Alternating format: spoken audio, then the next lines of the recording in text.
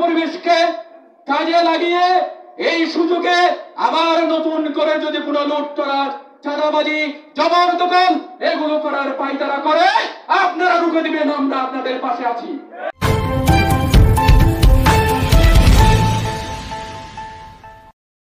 Channel Banshkhali সময় উপযোগী একটি অনলাইন মিডিয়া। বাংলাদেশ জামাত ইসলামী চট্টগ্রামের বাঁশখালী ১ নং পুকুরি ইউনিয়ন শাখার উদ্যোগে বৈষম্য বিরোধী ছাত্র জনতার আন্দোলনে নিহত বীর শহীদদের স্মরণে দোয়া মাহফিল ও জিয়াফত অনুষ্ঠান অনুষ্ঠিত হয়। ৯ আগস্ট শুক্রবার বিকেলে পুকুরিয়া জামে মসজিদ সংলগ্ন মাঠে মাস্টার মিনহাজুল হক ও জাহেদুল আলমের সঞ্চালনায় উপজেলা শুরা ও কর্মপরিষদ সদস্য সাবেক চেয়ারম্যান মজলুম নুরুল আলমের সভাপতিত্বে এতে প্রধান অতিথি ছিলেন বাংলাদেশ জামাত ইসলামী চট্টগ্রাম দক্ষিণ জেলার অ্যাসিস্ট্যান্ট সেক্রেটারি, বাঁশখালী উপজেলা পরিষদের সাবেক চেয়ারম্যান অধ্যক্ষ মাওলানা জহুরুল ইসলাম। বিশেষ অতিথি ছিলেন উপজেলা জামাতের আমির ইঞ্জিনিয়ার শহীদুল মোস্তফা, নায়েবে আমির মৌলানা ইসমাইল হোসেন, উপজেলা জামাতের সেক্রেটারি গন্ডামারা ইউনিয়নের সাবেক চেয়ারম্যান অধ্যক্ষ মাওলানা আরিফুল্লাহ, বাঁশখালী শ্রমিক কল্যাণ ফেডারেশনের সভাপতি মাওলানা জুবাইরুল ইসলাম, জামাত নেতা মোহাম্মদ ইলিয়াস, ইউনিয়ন সভাপতি হাফেজ জিয়াউল হক চৌধুরী, ইউনিয়ন সেক্রেটারি দেলোয়ার হোসেন সহ ইউনিয়নের ও উপজেলার নেতৃবৃন্দ। উপস্থিতি, আমি বক্তব্য দীর্ঘায়িত করব না, পাশাপাশি জানান দিতে চাই একজন জনপ্রতিনিধি হিসাবে এই নতুন পরিবেশের সুযোগে আবার অনেকে নতুন লুটতরাজ করার জন্য পায়তারা শুরু করছে। আমাদের এখানে আসতেছে এগুলা। সুপ্রিয় এলাকাবাসী, শান্তিকামী জনগণ, এই নতুন পরিবেশকে কাজে লাগিয়ে এই সুযোগে আবার নতুন করে যদি কোনো লুটতরাজ, চাঁদাবাজি, জবরদখল এগুলো করার পায়তারা করে, আপনারা রুখে দিবেন, আমরা আপনাদের পাশে আছি।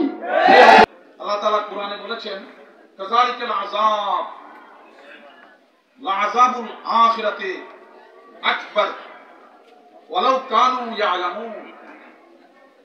কাযালিকাল আযাব,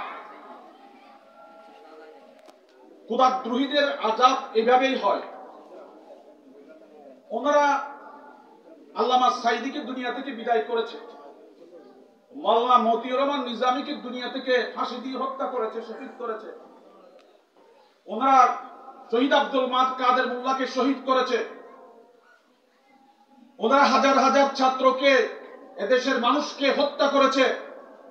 চেয়েছিল ক্ষমতায় থাকার জন্য, এটা নিজের ক্ষমতাকে মজবুত করার জন্য চেয়েছিল। বাস্তবে ক্ষমতায় থাকার জন্য চাইনি, এটা তাদের ক্ষমতা থেকে যাওয়ার আল্লাহ তাআলা কি করে দিয়েছেন, ব্যবস্থা করে দিয়েছেন। যালিকাল আযাব, এভাবেই শাস্তি হয়। আল্লাহ তাআলা এইভাবে বিদায় করেছেন। সারু চুরি নেয়ার গোছানোর সুযোগ হয় নাই, এভাবে বিদায় করেছেন। টাকা পয়সা নেয়ার সুযোগ হয় নাই। ভারতের প্রহরীরা, ভারত তাকে শাড়ি চুরি কিনে দিয়েছে, ভারত তাকে সাজগোজ কিনে দিয়েছে। কাযালিকাল আযাব, এদের শাস্তি কোরআন বলছে এভাবেই হবে।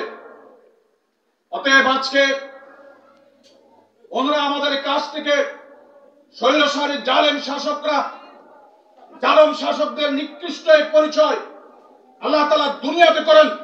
নমরুদের করেছেন, ফেরাউনের করেছেন।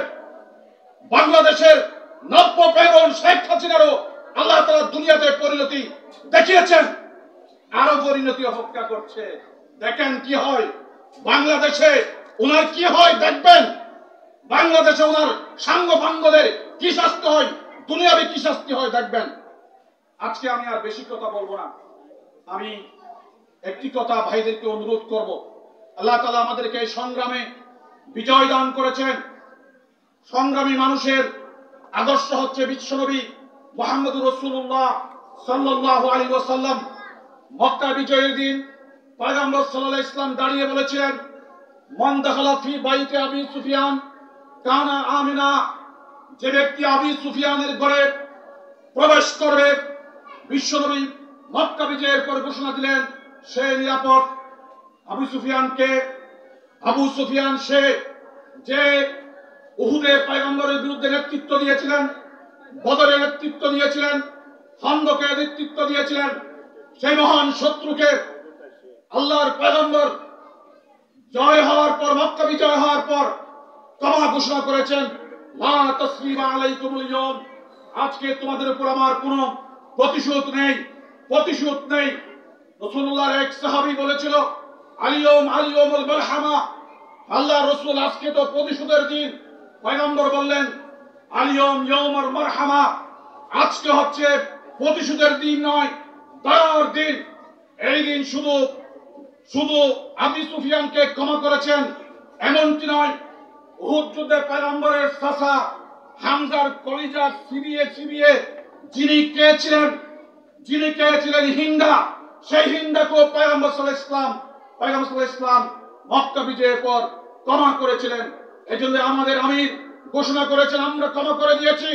জামাত ইসলামীর কে যারা ভালোবাসে তাদেরকেও ভালোবাসার দিকে অগ্রসর হয়ে এই ময়দানে ভূমিকা পালন করতে হবে। এটি হবে আমার প্রথম বক্তব্য। দ্বিতীয় বক্তব্য হচ্ছে, পয়গম্বর সাল্লাল্লাহু আলাইহি ওয়াসাল্লাম বলেছিলেন, কোন সংখ্যাগরিষ্ঠ মুসলিম দেশে যদি সংখ্যালঘিষ্ঠ মুসলিম নির্যাতিত হয়, কিয়ামতের ময়দানে আমি রাসূল তোমাদের বিরুদ্ধে বাদী হয়ে মামলা দায়ের করব। আজকে এই বিজয়ের নাম ভাঙিয়ে যদি কেউ কোনো কিছু করতে চায়, এ দায় আমাদের উপর বর্তাবে। সংখ্যালঘুদের উপাসনালয়, সংখ্যালঘুদের মন্দির, পেগোড়া, এগুলো আজকে জামাত ইসলামীকে যারা ভালোবাসে, জামাত ইসলামী আন্দোলনের সাথে জড়িত যারা, তাদেরকে গ্রামে গঞ্জে এগুলো পাহারাদারি করতে হবে। 3 নম্বরে আমি আজকে বলতে চাই, আমাদের সংগ্রাম শেষ হয় নাই, আমাদের চ্যালেঞ্জ শেষ হয় নাই। আমাদের সামনে থেকে একটি কাঁটা মাত্র সরেছে, আরো পথের কাঁটা সরানো পর্যন্ত বাংলাদেশের মানুষকে সাথে নিয়ে রাজপথে থাকতে হবে। যতদিন না আমরা আল্লামা সাইদির প্রতিশোধ দিতে না পারি, যতদিন না আমরা আল্লামা মাওলানা মতিউর রহমান নিজামীর রক্তের প্রতিশোধ দিতে পারি, শহীদ আব্দুল কাদের মোল্লার রক্তের প্রতিশোধ গ্রহণ করতে না পারি, যতদিন না এই ছাত্র সমাজের রক্তের প্রতিশোধ গ্রহণ করতে না পারি, ততদিন পর্যন্ত বাংলার এই জমিনে আমাদেরকে এই শেষ সত্য বিন্দু দিয়ে আমাদেরকে দাঁড়িয়ে থাকতে হবে। আজকের এই প্রোগ্রাম থেকে এই সিদ্ধান্ত আমাদের সাথে যে যারা যাতে শেফায়ে আজলা কুলিয়া নসিব করে, তাদেরকে যাতে আল্লাহ তাআলা হেফাজত করে, সেই তৌফিক কামনা করতেছি। প্রিয় সম্মানিত ভাইরা, আমরা একটা কথাই বলতে চাই, এখানে আমরা ছাত্র সমাজ আন্দোলন করেছে তাদের ন্যায় এবং সত্যকে উদ্ঘাটন করার জন্য। এখানে কোনো রাজনৈতিক মহলকে এখানে সুযোগ দেওয়ার কোনো সুযোগ নেই। যারা সত্যের পক্ষে থাকবে, আমরা তাদেরকে নিয়ে, বাংলাদেশ ইসলামী ছাত্র শিবির এবং সাধারণ জনগণকে নিয়ে আমরা এই সমাজকে পরিবর্তন করতে চাই। প্রিয় সম্মানিত উপস্থিতি, আপনারা আমাদের সাথে থাকবেন। আপনাদেরকে সাথে নিয়ে সত্য, আল্লাহ তাআলা বলেছেন যে কুল ইন্না সলাতি ওয়া নুসুকি ওয়া মাহইয়াই ওয়া মামাতি লিল্লাহি রাব্বিল আলামিন। এখানে আল্লাহ তাআলা বলেছেন আমাদেরকে যে আমাদের জীবন, আমাদের মরণ, আমাদের সময় সবকিছু একমাত্র আল্লাহর জন্য।